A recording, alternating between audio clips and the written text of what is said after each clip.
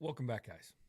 So, today I'm going to take you through the ins and outs of wholesaling real estate, what it is, why it's one of the fastest ways to get started in real estate, and how you can make this your launch pad to financial freedom.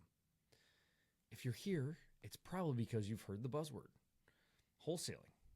Well, it is the most accessible way to break into real estate without a massive risk, without credit checks, piles of cash, and this is all true. But let's not sugarcoat this. Wholesaling is simple, but it's not easy. There's work involved, and I'm going to lay out the roadmap for you right now. So stick with me. By the end of this, you're going to know exactly how to get started to get your first deal. So let's start with the basics. What is wholesaling? So wholesaling, think of yourself as a matchmaker.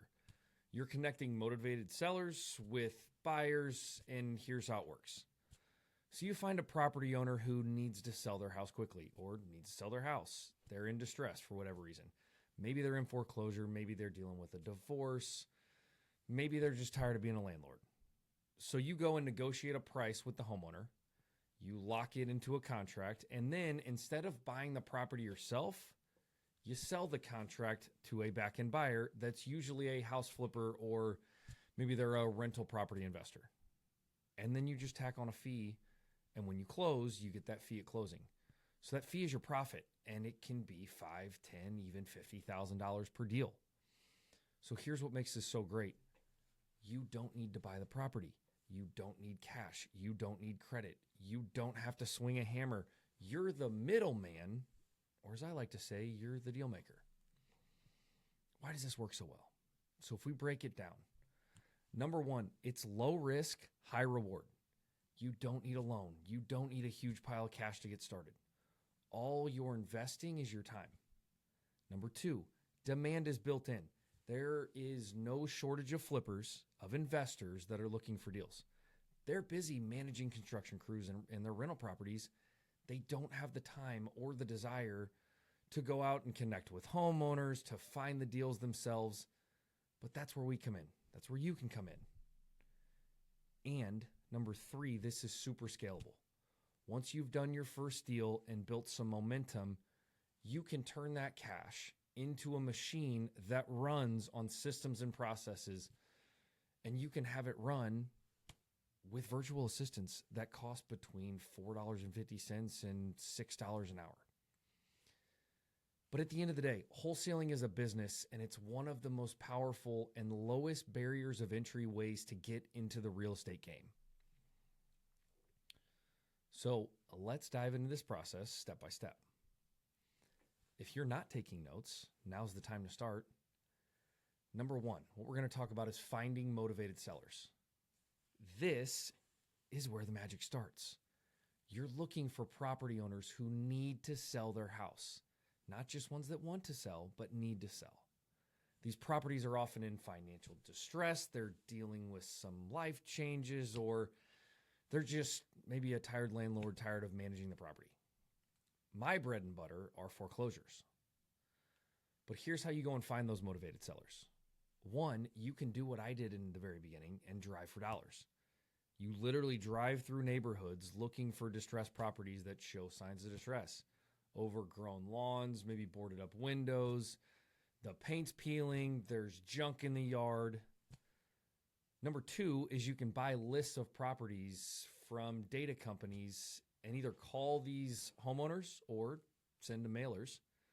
That's a super expensive way to do things. Or you can tap into free lead sources like auction.com, Zome.com, your local county website. So driving for dollars, it's a ton of time. You're spending money on gas. And then once you get the properties, you got to go back. You have to put the addresses into a spreadsheet. You got to then go find the homeowners, go find their contact info, and then give them a call. It's a taxing way to find deals. Number two, buying a list of properties. That can be super expensive. These lists can cost thousands of dollars to get the data. But number three, free leads like from auction.com and Zome, those are foreclosures. And I actually have an entire list of free leads that I pull that's linked in the video below. So after you find sellers, what do? Well, you need to go and build the rapport to be able to lock in a deal. So once you've identified a lead and you reach out to the homeowner, maybe you call them, maybe you send them a text, maybe you knock on their door, talk to them in person, whatever you do to reach out to them, once you start that conversation, you need to start to build rapport, okay? People do business with people that they know, that they like, and that they trust. Your job is to build that rapport, build that trust by understanding the seller's situation. When you talk to a seller, ask questions about their situation, about them, about their lives. Please do not start talking about the house right off the bat. You're going to sound like every other bad investor out there. Eventually, you can get into the details of the house, but get to know the person first and let them get to know you. A house, most of the time, is a person's biggest investment that they're ever going to make in their lives. They're not likely to sell it to a guy or a girl that they've just met who's grilling them about the age of the roof, the furnace, the windows, etc. Okay, so now once we've built that rapport, once we get to know them and have a good idea about the condition of the house, we can now negotiate a price that works for both sides and lock it in a contract. Simple 2-page agreement, even 1-page agreement. You can find these online all day long. Have your attorney review them. That's my disclaimer. But this contract that you get signed is your asset, right? It's what you're going to sell to the buyer, to that flipper. We have other videos that talk about how to determine what to offer, but that's kind of beyond the scope of what we're going to talk about here. So then we need to find a buyer. That's step 3, okay? Now that you've got the property under contract, it's time to find that buyer. These are those flippers, those rental property investors who want a deal, but they don't want to go do the legwork. But Ben, how do you find those people? Well, there's a couple ways. 1, you can post in local real estate Facebook groups. 2, you can attend real estate meetups and network with people. You'll likely find a bunch of buyers there. And 3, you can go on Craigslist and find people that are posting I buy houses all day long, all over the place. We have another video that talks about how to build your buyer's list. So if you're struggling, if you're looking for a resource, go check out that video. But a pro tip, always vet your buyers. Make sure that they've closed deals before and that they have the funds ready to go. The worst thing that can happen is you get to the closing table and find out that your buyer can't actually close the deal. So vet your buyers. Make sure that they have reliable lending. Make sure that they've done deals before so that they can close your deal. And then number 4 is closing the deal. This is where it all comes together. You send both of those contracts, the purchase agreement with the seller and the assignment agreement with the buyer. You send both of those to a title company or a closing attorney, and they handle everything from there. They run the title search. They schedule closing. They're the ones that ensure that everyone gets paid. So what happens at closing? So at closing, your buyer wires the funds to cover the purchase price and the closing costs. If the seller has a mortgage, the title company pays that off first. You get paid the difference between your purchase contract with the seller and your assignment agreement with the buyer. The seller gets the rest, and the flipper walks away with the house. It's that simple. But before we go, now that you know how the wholesaling process works, let's talk about what could go wrong and how to handle it, because things can go wrong in real estate. So one of the most common things that can happen is sellers try to back out. It happens. They get cold feet. They find another buyer.